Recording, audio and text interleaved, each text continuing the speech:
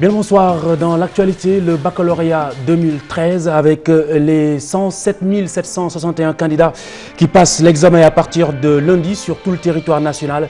L'une des innovations de cette session, l'organisation du baccalauréat en langue arabe. Journée mondiale des donneurs de sang, le personnel du Centre national de transfusion sanguine et le ministère de tutelle ne partagent pas le même avis sur l'absence de cérémonie officielle comme il est de coutume. Le CNTS accuse et émet des craintes d'une éventuelle pénurie. Le chef de service du département sang est notre invité ce soir. La pharmacie d'approvisionnement met en route une pharmacie mobile. Le camion doit assurer la distribution dans les régions cibles. Et puis, dans un instant, le développement de tous ces titres.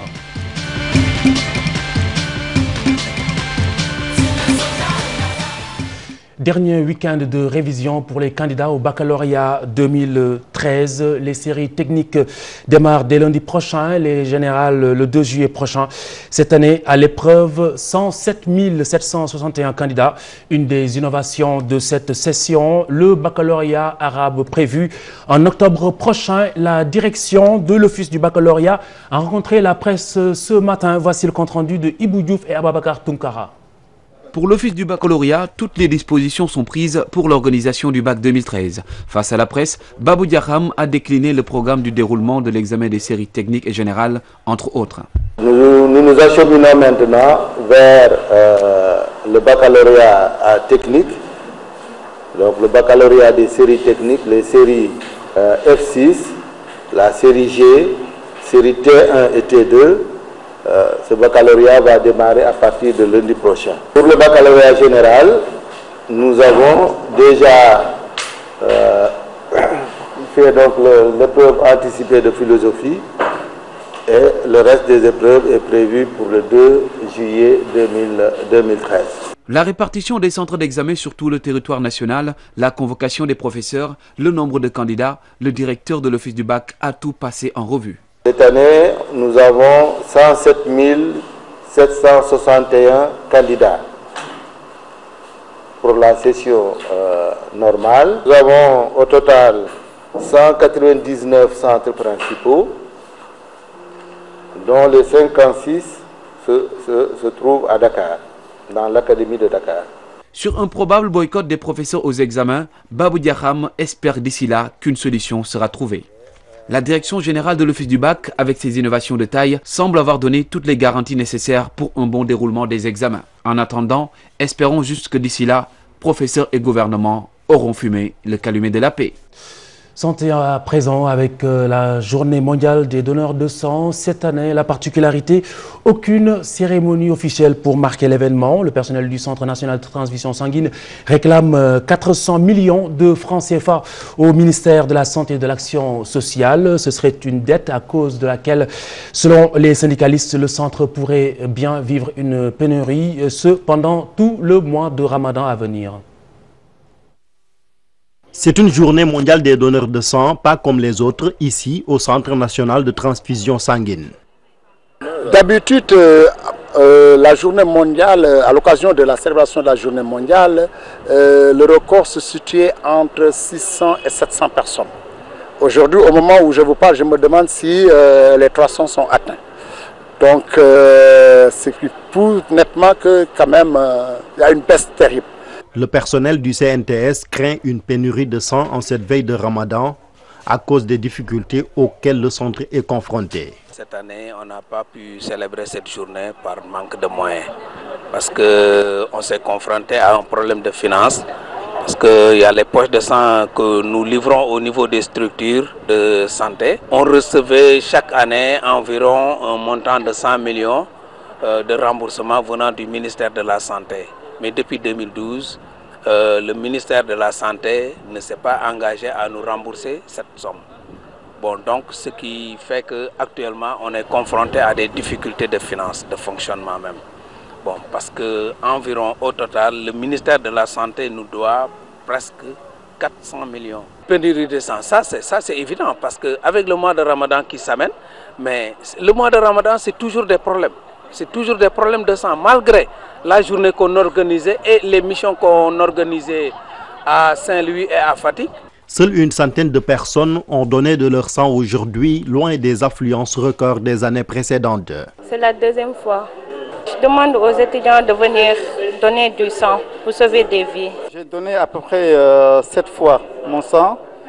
J'ai profité de cette occasion de la journée mondiale de don de sang pour venir moi aussi donner un peu de mon sang pour sauver des vies. Donner son sang pour sauver des vies, c'est le thème retenu cette année à l'occasion de la journée mondiale dédiée aux donneurs de sang. Le Centre national de transfusion sanguine fait partie intégrante du ministère de la Santé et de l'Action sociale. Une précision du ministre de tutelle qui n'accorde aucun crédit aux accusations des syndicalistes de ce centre. Eva Marie-Coll Seck ajoute que l'organisation d'ailleurs de cérémonies n'est pas toujours nécessaire. Écoutez. Il faut surtout éviter de dire qu'il n'y a pas eu de manifestation simplement parce qu'il n'y a pas eu une manifestation connue, médiatisée. Donc les choses se font sur le terrain et en plus nous avons une stratégie qui est de ne pas toujours se fixer par rapport à une date, mais de pouvoir mener des activités pendant une semaine, pendant même un mois.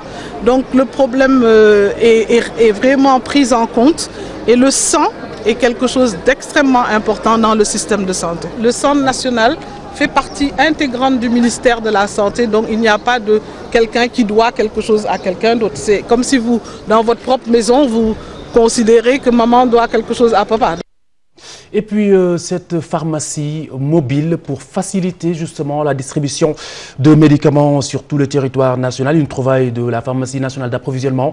Le camion parcourt les régions de Sédhiou, Kédougou, Kaffrine pour leur assurer un approvisionnement correct en médicaments. C'est de pouvoir rapprocher le médicament des usagers.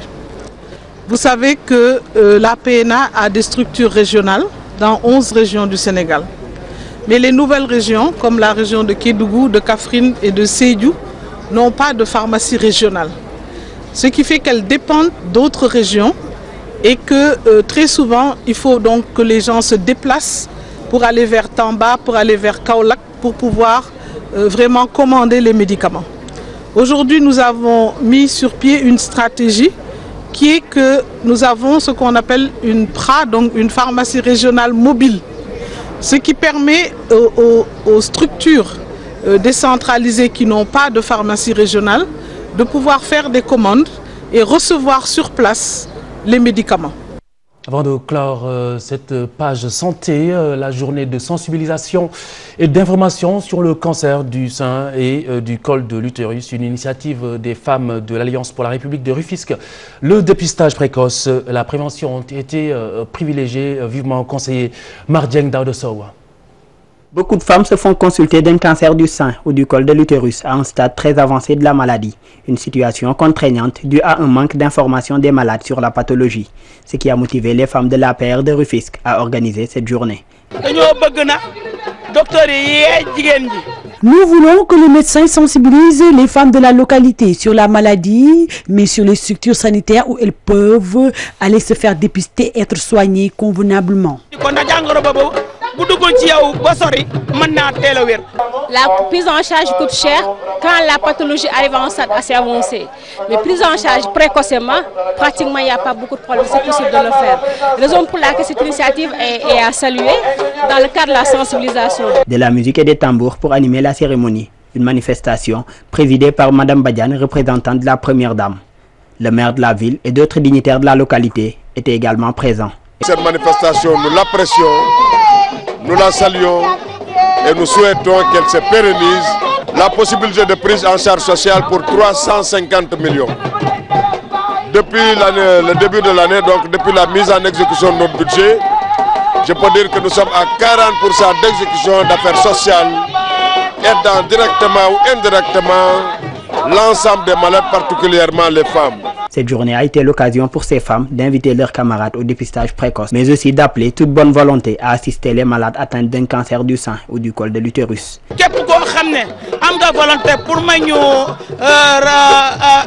Nous sollicitons vraiment une mammographie auprès des autorités, nous les femmes du département de Rufisque et de la banlieue, pour nous permettre de nous soigner par rapport à cette maladie.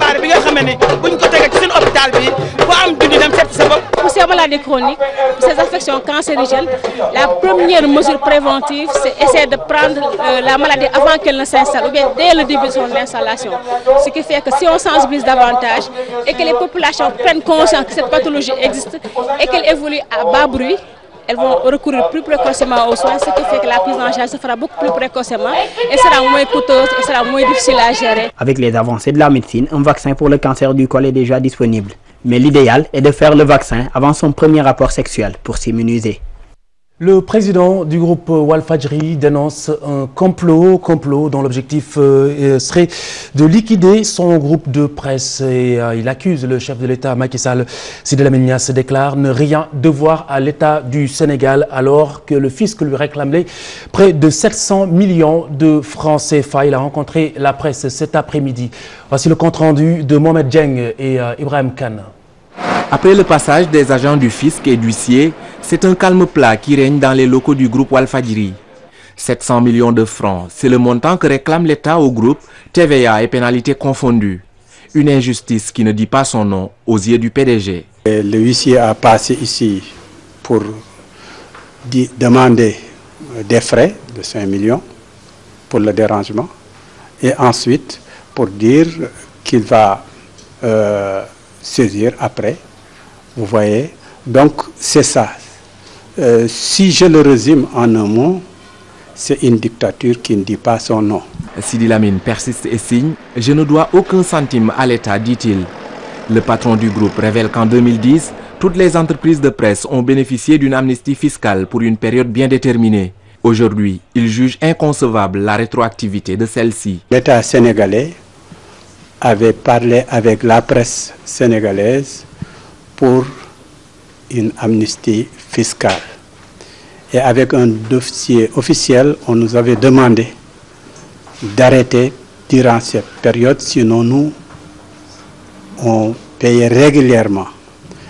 C'est cela qu'ils ont pris pour dire, à défaut d'avoir quelque chose, il ne faut pas retourner en bredouille.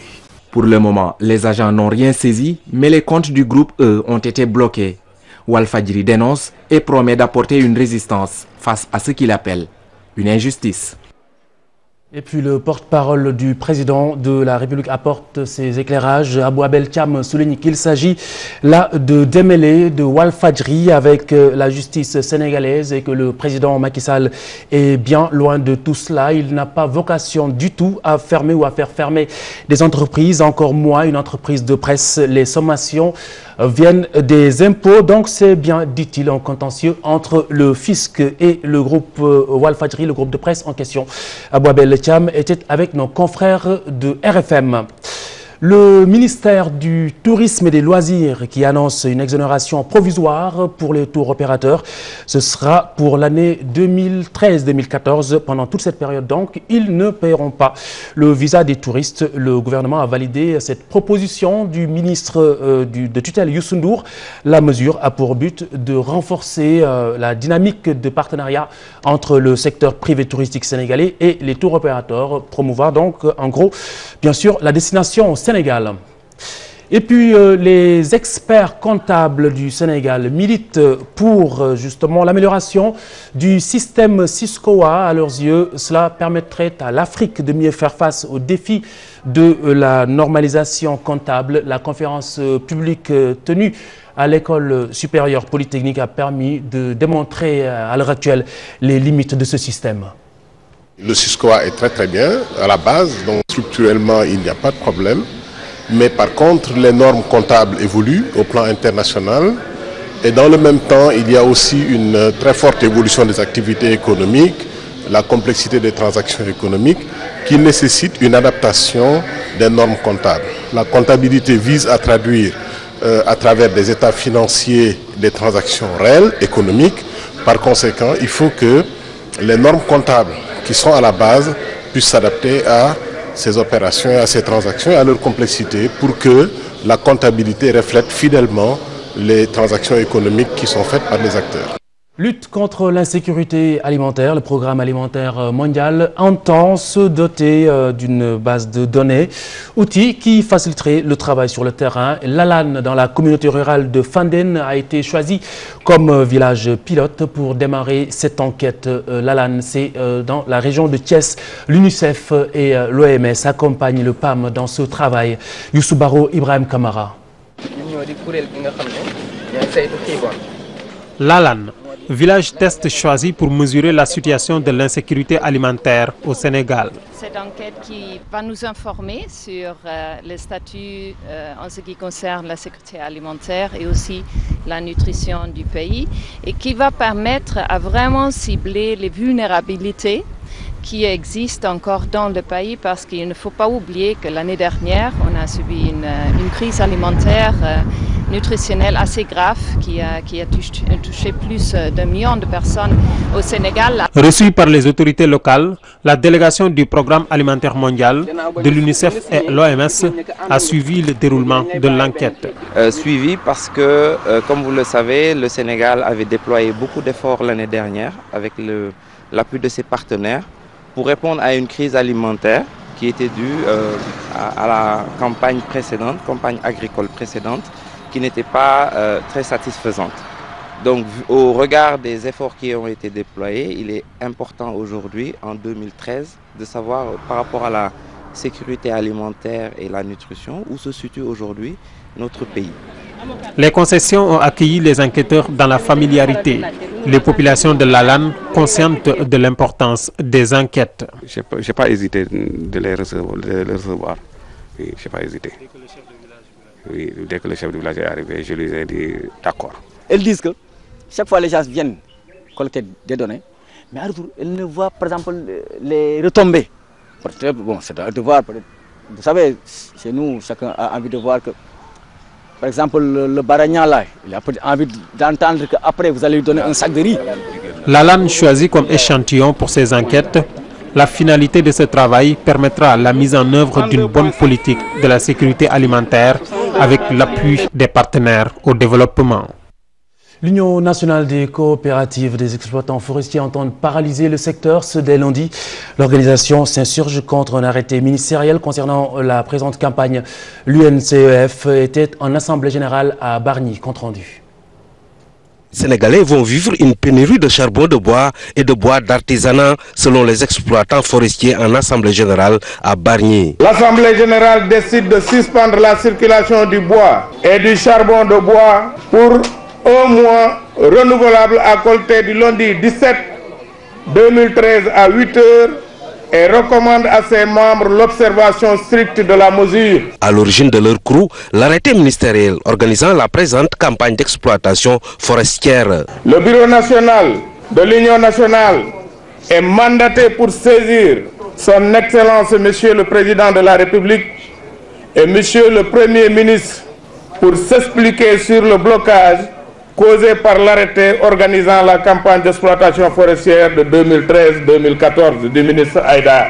Par ailleurs, ces exploitants forestiers qui réclament l'arbitrage du chef de l'État et de son Premier ministre estiment que le nouveau décret ministériel visant à augmenter la fiscalité forestière va engendrer une augmentation des prix pratiqués sur les ménages.